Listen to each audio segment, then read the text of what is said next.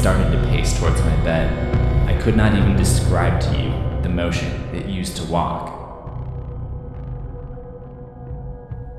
Hello, and welcome to all Dente Creepypasta, horror stories dreamed to perfection with a wave of nightmares and terror. My name is CZ, and I will be your somnambulist this episode. I'll also be joined by the Dark Somnium. Dreams are a lot like death. We know how and when they happen, but we'll never fully understand them. This time, we'll be exploring a few creepy accounts of dreams, or more accurately, nightmares. Let's tuck right in. Number 1. Wakeup Syndrome. Do you ever wake up in a hotel or at a friend's house, and for those first few seconds of consciousness, not know exactly where you are? Like, it takes a few moments for you to realize that you aren't in your own bed, that you've gone on vacation, or that you've passed out in a buddy's guest room. This always used to happen to me when I would go away to summer camp as a kid. It would happen during the first week or so. I would wake up thinking I was in my own bed, at least until I opened my eyes and came to the realization that I was in a cabin, miles away from home. That same thing would always happen during those first couple of days home from camp. I would pop out of bed ready to go for a hike or a kayak, only to discover that my mind had been playing tricks on me again. I don't know if there's a proper term for this phenomenon, but I'm sure that anyone who has traveled before probably knows what I'm talking about. When I first started university, I used to get that feeling all the time. I'd imagine I was back at home in high school. Back then, if I slept in too late, Mom would send my sister Tara in to wake me up. And Tara was always the early riser between the two of us. On weekends, you could count on her being up before 9 every day. I was always more of the night owl and preferred to stay up late watching movies, and then sleep into around noon or something. But during the school week, as you can imagine, no such snoozing was allowed, and Tara would be sent in to wake me up. Nathan! Nathan! Wake up! You're gonna miss the bus! Come on, sleepyhead! Sometimes, she would even bring our dog, Miu, to help her out. Go get him, you! At around 15 to 20 pounds, Miu was hardly a force to be taken seriously, but what made him such an effective alarm clock was his consistent burning desire for attention. He would jump all the way up onto my bed, run up to the top of my weary body and lick my face until finally I mustered up the stamina to wake up and go get ready for school. That boy, Mew. Good job, buddy. The human mind really is an amazing thing, for better or worse. Every week or so during my first term, I would wake up in my dorm thinking I was back at home in my old bed again. I would even hear Tara's words echo in my head before I could peel my eyes open. Nathan! Wake up, dude! The bus is gonna be here! Eventually it stopped happening. At least, for the most part. I guess my mind just grew accustomed to the fact that I'd be staying in dorms from now on. But every now and then, it still happens. I'm a sophomore now, and last week, I had visited home for spring break. I got back to school late last night and immediately hit the sack before meeting up with any of my friends. And sure enough, this morning, I awoke with that same old feeling. As I slowly started to wake up, my eyes remained closed as I tried to doze back off to sleep. In my mind, I was home. I even heard my sister's words echoing through my head, just like old times. Nathan! Wake up! Do you want to make us late? I groaned and rolled over, trying to ignore the world around me for just a little longer. But as I started to come to, I soon realized it was all in my head, and I was back at university again. Tara was not there, and I could sleep into my heart's content. But then it happened. Once I realized where I was, I started to fall back to sleep, and for a short while, I was relaxed. That's when I felt Miu lick my face.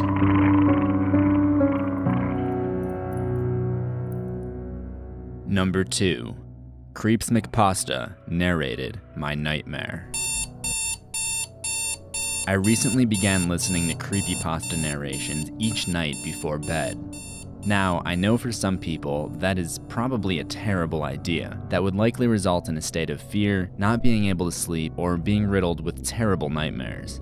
I even have friends that won't watch a horror movie past 9 p.m. for fear that they will not be able to sleep that night if they do. I, however, am not like most people. I've been mostly desensitized to such movies, so finding a story that really scares me is an exciting occurrence. I welcome any nightmares that may arise. As you get older, it becomes very difficult to find anything that scares you like when you were a child. Sure, there are worries and stresses that come with adulthood, but real terror becomes a real rarity by the time you hit 8th grade, other than in your dreams. So I started pulling up a creepypasta on YouTube each night before bed and letting it play as I closed my eyes, visualize the story in my head, and hope that if I was lucky, maybe I'd get the thrill of a nightmare ransacking my thoughts that evening. At least, that's what I thought I wanted until recently, when I had a nightmare so terrifying I've had to rethink my outlook entirely. See, the strange thing about horror narrations on YouTube is that while their voices can be creepy and unsettling, they also have to be aesthetically pleasing to listeners' ears, so they also tend to have the most soothing, full-sounding voices out of anyone you might hear. And what I've come to find is that oftentimes the result is like that of a lullaby, and after listening to a couple of their stories, their voices can ease you right to sleep. That's another reason that I had continued to listen to stories before bed. Some of my favorite narrators were the Dark Somnium, Lady White Rabbit, Mortis Media, and CreepsMcPasta. Creeps was usually my go-to for falling asleep, as he has that relaxing tone of voice that just puts you at ease and makes it easy to drift off while listening to some classic internet horror stories. He also uploads nearly every day, so there's usually a new video to listen to each night, which is nice.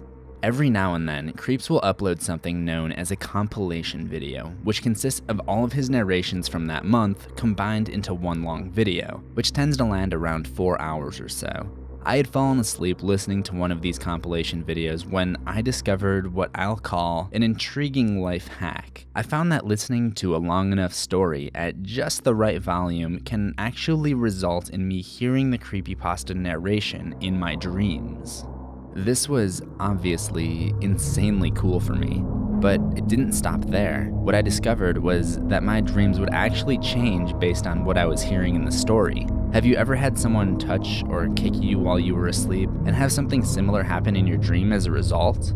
I imagine that it's the same concept here, only instead of a physical response, my brain was responding to the audio. Needless to say, I had a lot of fun experimenting with this trick, forcing myself to have dreams of classic horror stories, creating playlists for myself so I can control which stories play when I enter my REM sleep cycle, and getting myself genuinely horrified when the stories took a turn for the worst. At first, if there was any kind of loud noise or music change in the narrative, it would jolt me right awake, but the more I listened, the more I became desensitized to it. After a couple of months, I was able to sleep through any music or sound effects, and Creeps was the soundtrack to my nightmares. I worked my way through the essentials until I got to Teeth.jpg. I had it set up so that the story would start after 90 minutes. So basically, when my dream picked up, the story had just started. Teeth.jpg, if you're not familiar with it, is about 4 art students who live together and come back from one summer break to one of the roommates undergoing a strange and disturbing behavior change. What made this experience so real for me was that when you're in a dream, you don't really question what's going on for whatever reason. So although the characters in this creepypasta, Josh, Lily, and Daniel, the psycho one, are completely fictional, I felt like they were my closest friends during the dream. My mind never really tried to challenge the fact that I just lived in this world with these characters. In one of the early scenes, Daniel goes missing at night, and I, as the main character of this story, end up finding the creepy Teeth.jpg file on his computer. Could have been anything. I noticed that he had a USB plugged in, and 2 files on the screen. One was called Dentist Photos, and the other file was a singular image named Teeth.jpg. I clicked on the dentist. In the dream, when I'm going through the files, I keep on looking over to the door, and despite the fact that I know this story in real life, it's like I don't know what's going to happen in the moment, so I feel like Daniel is going to come walking in any second. The strange thing was, every time I looked back at the door, it was different. The lighting outside would change, and the angle at which the door was open was always different. I would see shadows on the wall sometimes, despite the fact that nobody was really there. That was tripping me out, but in addition to that, there were a bunch of files on Daniel's computer, other than those mentioned in the story. And I looked at them, despite the fact that Creep's narration did not instruct me to do so. There were photos, real photos, from my Facebook page, most of which were ones that I was in. Me and my friends, me and my girlfriend, me and my ex-girlfriend. And again, at the time, I didn't realize I was dreaming. I was just taking this all at face, and it was really freaking me out. I ran out of the room and hit my foot on the door frame on the way out. It really hurt. It wasn't like a dream at all. The pain was so realistic, and it was just pulsing through my leg. There were more strange deviations that occurred in this dream. For example, when we suspected Daniel of doing something to Lily and went through his bags. I picked up the satchel and emptied its contents onto the coffee table. I immediately recognized the items that poured out of the bag. These were all the same objects that I have sitting on my nightstand. The alarm clock, my phone, a box of tissue, and a picture frame. I reached out to pick up my alarm clock, but when my hand got to the point of touching it, I couldn't feel anything. I couldn't pick it up. Since this was a dream, I didn't find this that out of the ordinary. It just felt more like I was doing something wrong, as opposed to some kind of glitch in reality.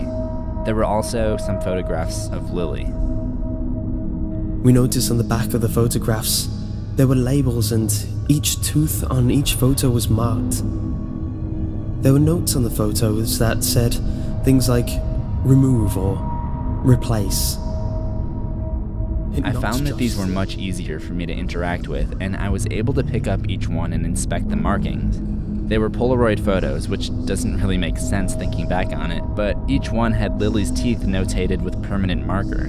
We began searching for Lily, and it felt like we were wandering aimlessly forever, days even. It's strange how time can seem to be uncompressed when you're dreaming. Eventually, we found the house. Josh kicked down the door, and we explored onward into the basement. Upon entering, I was hit with a foul odor that instantly sickened me. Typically, the smell had usually been a non-factor for me in my dreams, but this, just like when I banged my foot, was so real. I didn't want to be there anymore. I couldn't stand to go on, but I was fighting the movement of my own body. It was obeying each of Creep's commands, which was booming over us in his calm, familiar voice and echoing all throughout the basement. I wasn't in control anymore, but I could still feel the wretched nausea caused by that smell. I wanted to go outside and throw up, but I couldn't do that. I was continuing against my own will. I looked at Josh, and he actually seemed to be unaffected by it, and it was at this point where I think I gradually started to realize that I was in a dream. No, a nightmare that I could not wake up from. We found Lily's sweater. At this point, I did actually throw up. I'll avoid the grotesque details of what happened next as much as possible, but I have to get my point across. Through my own eyes, I could see the puke piling up on the floor, but how I felt was much different than that. It was like it was piling up and wouldn't leave my mouth. I started spitting, choking, doing whatever I could to prevent myself from drowning in my own waste. But the grossness of all of this was making me sicker and making it clog my mouth even more. I felt like I was gonna suffocate, and then somehow I was able to clear my airways. I'm not really sure how. Anyways, sorry about that. No more gross parts. We wandered around in the dark. Someone turned on a red light. I heard Josh scream. It was probably the loudest thing I had ever heard. It was so loud that it temporarily overtook the sound of CreepsMcPasta's narrations. It echoed everywhere in the room, piercing my eardrums. It felt like my head might pop, but then the echoes slowly faded out. That's when I saw Lily. Eyes gouged, teeth repurposed. At this point, I knew I was in a nightmare, and I wanted out. I tried sitting up, opening my eyes. None of that worked. I heard the footsteps, come up behind me. I pinched myself. Nothing. I'm sorry you had to find out this way, but it's okay. It's all for the sake of art.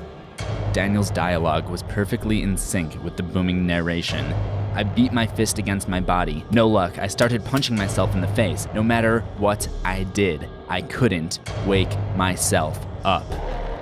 That's when I was yanked backwards into the dark. My stomach dropped as this happened, and my eyes were blurry and filled with tears. I kicked, I fought, but I couldn't make contact. Daniel was beating and bludgeoning me with what must have been a somewhat sharp metal post. All the pain was real. It was an intense, searing pain. It was unlike anything I had felt in waking or in sleep. I was bleeding. I could tell because I reached to grasp my injury, and it felt wet. And then, suddenly, it just stopped as Creeps gave the final narration. I could hear Lily choking. I thought I was done for, but then everything around me, the entire environment, just faded away. I found myself laying in a white void. I guess it's true what they say, how you can't die in your dream. I've been laying here for what feels like days, but realistically has been about 9 hours and 15 minutes. How do I know this? My alarm just went off for the second time, and it isn't waking me up. I'm starting to doubt it ever will. Number 3. This strange man is in all of my dreams. I'm sitting in an airport right now. My flight is delayed, so I'm going to do my best to write this story before it's time to board the flight. Have you ever dreamed of a character who seems to only exist in your dreams? Most of the characters in my dreams are people that I know in real life. Occasionally, I'll dream of a character from a TV show or a celebrity crush, but the point is, they're all people that I can picture in my head. Sure, there may be one that I made up from time to time, but if that does happen, they're usually only going to appear in one dream. Except for this one guy. For the last few years, this guy has been in almost every one of my dreams, at least the ones that I can remember. As far as I know, he's never had a name. He's bald, probably in his 60s or something, though I suck at guessing people's ages. He has a thin mustache and wrinkles around his eyes. Yellow teeth, not real straight. I wouldn't call him overweight, but he's definitely not in shape. The strange thing is, this is the first time I've been able to clearly remember what he looks like outside of my dream. But I'll get back to that in a minute. So, usually this man just shows up in random situations in my dream. Like, he might be delivering me this package, or if I'm having a test dream, he'll be the teacher. If I'm being chased in my dream, he's usually the malevolent pursuer. If it's a getting walked in on dream, he tends to be the one to catch me. So he always plays that kind of role. I don't think I've ever held a conversation with him in any of these. I can't really remember him talking at all, to be honest. So that brings me to today. I'm flying out of Denver for work, and the flight gets delayed because of inclement weather. It's early morning, and I'm tired, so I decided to nod off for a bit in the airport. Now, I can never remember the beginning of my dream, but the first thing I remember was watching my son play Jak and Daxter. And quick backstory on that. My kid was really into The Last of Us, so I recently dug out my old PS2 and introduced him to Jak and Daxter, because they're made by the same studio, and he really took a liking to it. I don't know if other people have this happen in their dreams, but I have a lot of dreams where I'll be watching a movie or playing a game, and I kind of gradually become one of the characters. I'm assuming I'm not the only one who gets that. So I'm in this game, and I'm exploring this area called Misty Island. I think I was supposed to be finding this power cell or something. I don't remember the exact details of the objective, but me and my son were both inside the game. He kept running ahead to explore, and I would try to keep close to him, because as the name of the island suggests, it was very hazy, and I was afraid he was going to get lost or something was going to happen to him. The problem is, I kept slipping on the gravel underneath my feet. It was becoming a challenge to even stay upright. He was just kind of running around carelessly, and I lost him for a minute as he ran around this cliff. I sprinted to catch up with him. When I came around the cliff, there was nothing there. I was not only worried about my son getting lost, but also the threat of lurkers. Which, if you're not familiar with the game, those are the creepy purple reptilian creatures with yellow eyes. Almost on cue, one of those creatures crawled out of the cliffside, crossed right in front of me, stopping me in my tracks. It continued onward towards the shore, and disappeared in the fog. Then I noticed someone standing far in the distance, shrouded in fog.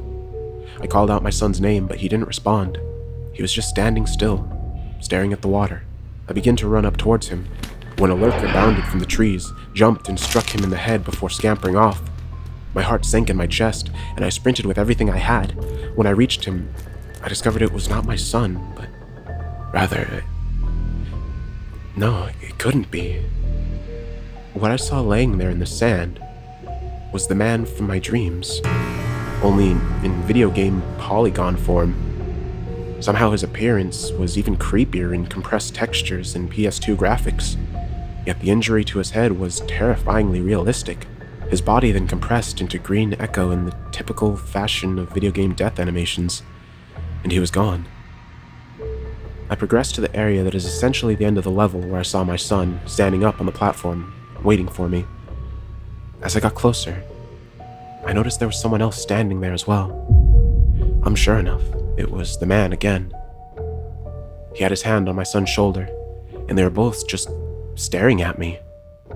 Not knowing what to do, I froze in my tracks. Before I could come to a decision, I was jolted out of the game. I was back in my son's room, staring at the blank screen. I looked over to the chair my son had been sitting in. What I saw was the cord from his controller stretched across the chair, like he'd gotten up and was sitting as far back as the cable length would allow him. I followed the stretched cable with my eyes to meet my son's gaze, but I was instead met with... An adult pair of hands dropped the plastic controller to the floor. It was him. He was just grinning at me with the most insane stare. I was startled, nearly falling back out of my chair. My first instinct was to swing my feet around and stumble out of the room. I ran down the hall. The house seemed to be empty, but strangely all of the doors in every room were open. I looked over my shoulder as I turned the corner. He had grown about 9 feet tall, and his eyes were deadlocked on me as he ducked under the doorframe exiting my son's room and began to make his way in my direction.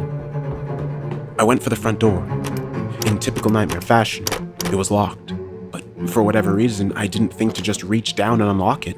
I fiddled with the doorknob anxiously as I looked over my shoulder and saw the man walking around the corner and coming for me with that creepy grin on his face. The doorknob fell to the ground. This thing had broken off or something.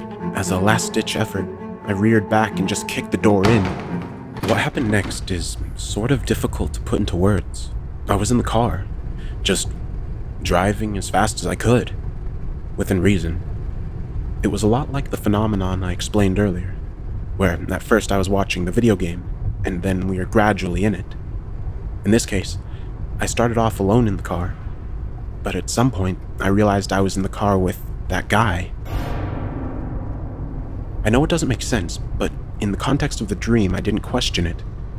He wasn't making any moves or anything. Literally, he was just sitting there with this stupid grin. But as time went on, I was just getting more nervous that he was about to do something. I kept looking over at him, looking back at the road, then back at him. I was trying to keep an eye on him to make sure he wasn't going anywhere. Him, the road, him, the road. The next time I looked back at him, he was breathing more and more heavily. I was getting nervous. My palms were sweating. I looked back at the road to find I'd run out of road. I was about to drive over the edge into the water. I slammed on the brakes, but it was too late. I broke through the barrier and propelled off the edge. A shiver went up my spine as I started to wake. To my relief, it was just all a crazy dream. Just as I woke up, a woman in a purple dress swiftly crossed in front of me. My gaze followed her to the window. It was almost white with fog. It seemed that there would be a significant delay until we could take off. Just then, I dropped my bottle of water I had purchased before heading to my gate, and forgotten that I'd fallen asleep with it in my hand. I reached down to grab it, and as I came back up, I saw something that frightened and disturbed me. The man from my dreams. He was sitting in the seat across from me, just grinning at me. Number 4. My Sleep Paralysis Amplified. I started my new job a few days ago. Well, to be entirely accurate, it's not a new job. I just got transferred to another branch, in another time zone. My doctor says that the stress of having a new job, new schedule, and new life are all probably contributing to my severe sleep issues and hallucinations I've been having. Okay, maybe I'm getting ahead of myself here. Let me take a step back. My name is Alex. I'm 28 years old and single. I work for a pretty sizable company that sells consumer and professional grade amplifiers to musicians. I'm the guy who makes sure you actually get the thing you ordered and get it on time. It was recently decided that it would be a good idea for people like me to be close to the people who are selling these products. Why they didn't realize that in the first place, beyond me. But recently I found myself packing up and moving across the country. So I was kind of annoyed about the whole relocation thing for the first 10 minutes at the new office. I was supposed to be meeting some of these salespeople who I would now be working alongside. Enter Caitlin, luminescent light brown eyes, short but not too short brunette hair, dimples to die for. I quickly got over any annoyance I had with having to move and started to think I was going to like this new office. By the end of the first day, Caitlin and I already had at least 3 inside jokes. See, I told you the copy machine outsmarted Lenny, I told her as I headed out for the day. Don't worry, you're not supposed to get it. It's one of our inside jokes. She laughed and told me she'd see me tomorrow. She had such a cute laugh. Sorry, I got distracted there for a second. At the end of the day, I was exhausted, famished. I was so eager to retire to bed, but when I laid down and shut my eyes, I just couldn't fall asleep. I kept opening my eyes and looking at the clock. 1 o'clock. 2 o'clock, 2:30. Why wasn't I falling asleep? Was it this new bed? Was it this new apartment? I looked around my new pad and thought about how funny it was that I still always close my bedroom door despite being the only one here now. Old habits do die hard, I suppose. Maybe I couldn't sleep because I was thinking too much. Maybe Caitlin was on my mind too. Eventually, at some point, I must have dozed off. But when I awoke, it was still dark out. Out of the corner of my eye, I saw the clock. 4:23 in the morning. I was feeling pretty thirsty, so I hopped up to grab some water. Only, when I hopped up to grab some water, my body didn't move an inch. Come to think of it, I hadn't moved at all since I'd woken up. I immediately felt a wave of terror crash over me. What was going on? Why can't I move? What's wrong with me? I was instantly overcome with anxiety and discomfort. It was like a nightmare, where nothing happens. But it was a nightmare because nothing was happening. What if I was stuck like this forever? Who will think to come check on me? What if I starve to death like this? What if...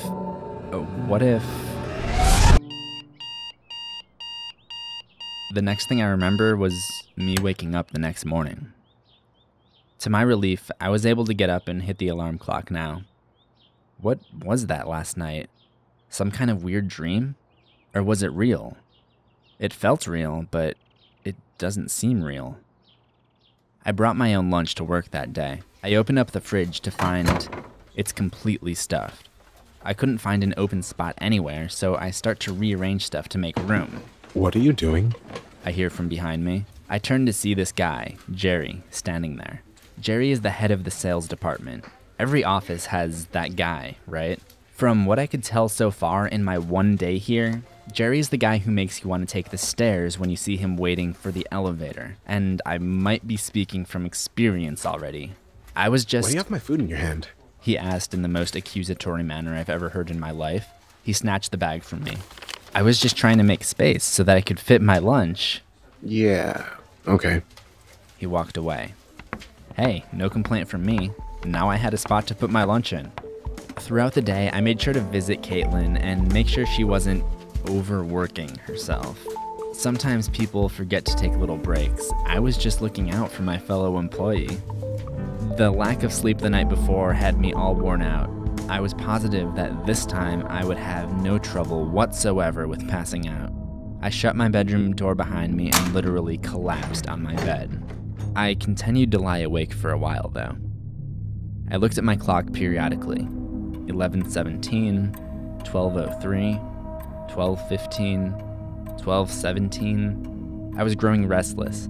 I guess at some point though, I knocked out because a couple of hours later, I woke up in the middle of the night again. Great.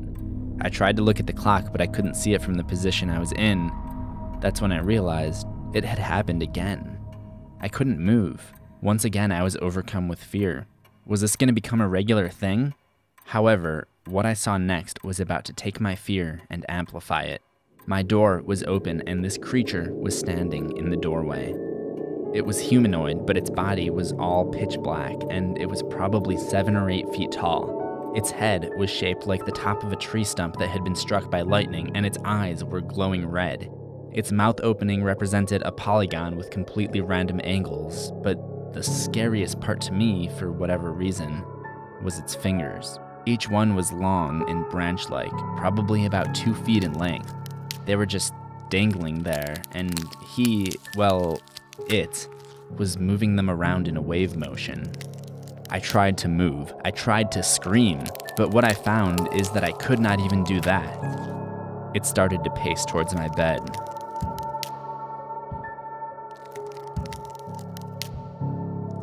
I could not even describe to you the motion it used to walk. It reached the foot of the bed.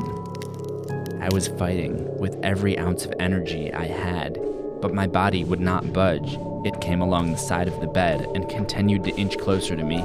I tried to scream for help and just managed to get out the slightest sound. Help! I screamed out as I sat up. It was morning.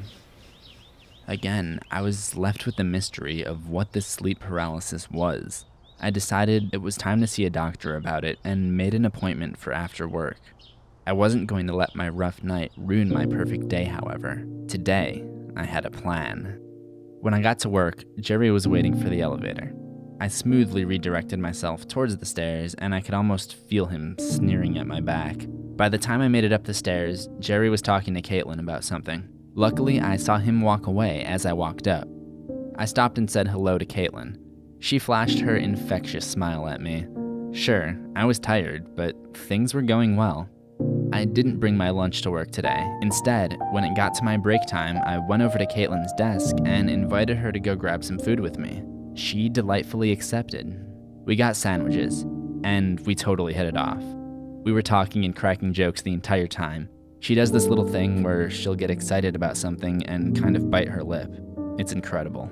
We got back to the office and she offered me a mint from her drawer.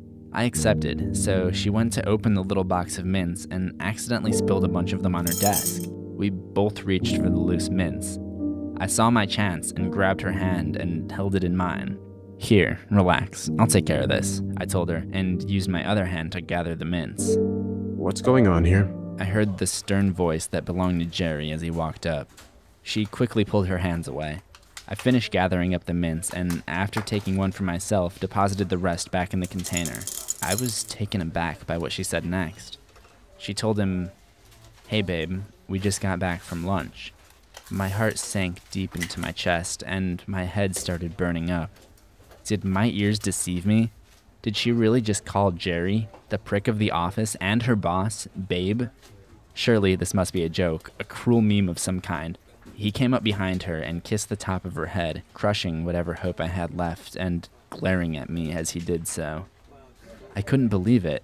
How is this idiot better than me? I felt myself starting to blush. I felt so stupid thinking she was into me. She was just being friendly. How did I not see this coming? I gotta get back to work. She thanked me for my company at lunch. As I turned away, I could feel his glare on me so strongly that I wish I'd worn sunscreen. You went out to lunch with that guy. I heard him ask her with an attitude as I fled the scene. Great. 3 days and I was already making enemies. The rest of my afternoon was so hard to get through.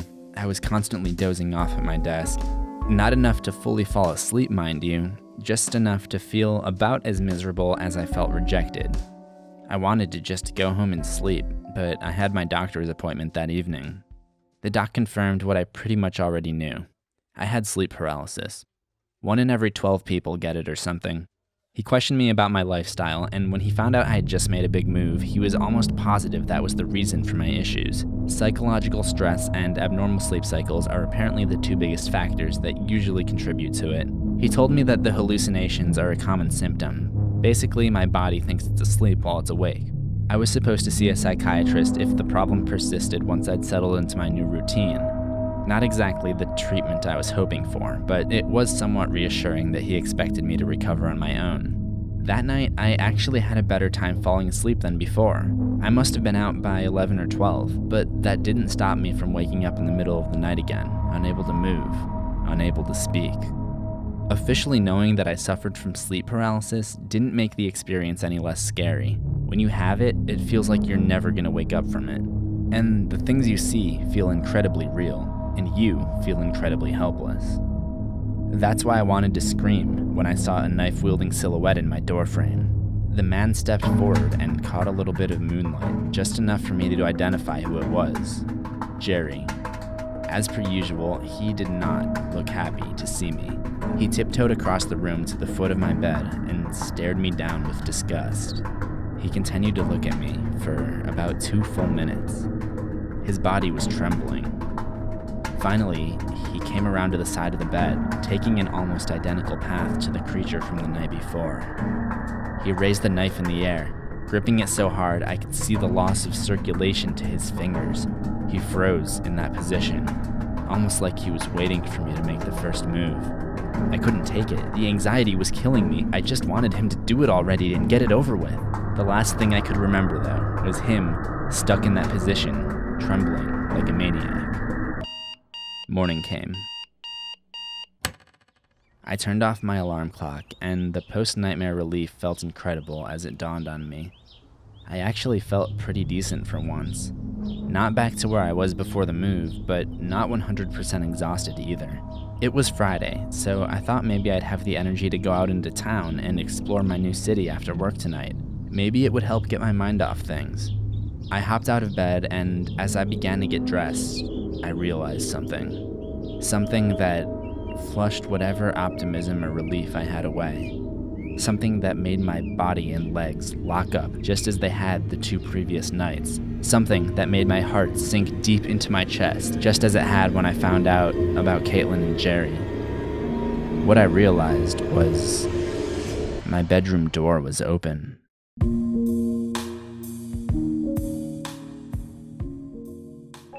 Thank you for snoozing in with us in all Dente Creepypasta. I did this collab with the Dark Somnium. He's a massively underrated horror narrator. If you like all Dente Creepypasta, and if you appreciate the original music, the cinematic sound design, and the quality graphic design, you should seriously consider going over to subscribe to his channel. He is all about that stuff and always does great work. When I started all Dente Creepypasta in October, I wanted to fill a void where I saw room for improvement in the genre, and hopefully inspire some others to go the extra distance as well. So it's great to see the Dark Somnium pulling off these high standards of quality, and I'd love to see him get recognition for it as well. While I was making this video, I actually fell asleep and had this nightmare where we were doing the Dead Stream, the on-the-air horror podcast that I do with Lady White Rabbit and Mortis Media, and everything just kept going wrong. I couldn't get the animations to play correctly, and there was all this background noise and interruptions. I guess these are the kind of things that YouTubers have nightmares about. The other thing that we have nightmares about is you, the viewers, not getting notified about our uploads. So please make sure you're subscribed and make sure that your death bell notifications are on. Subscribing honestly does nothing unless you click that little bell next to the subscribe button.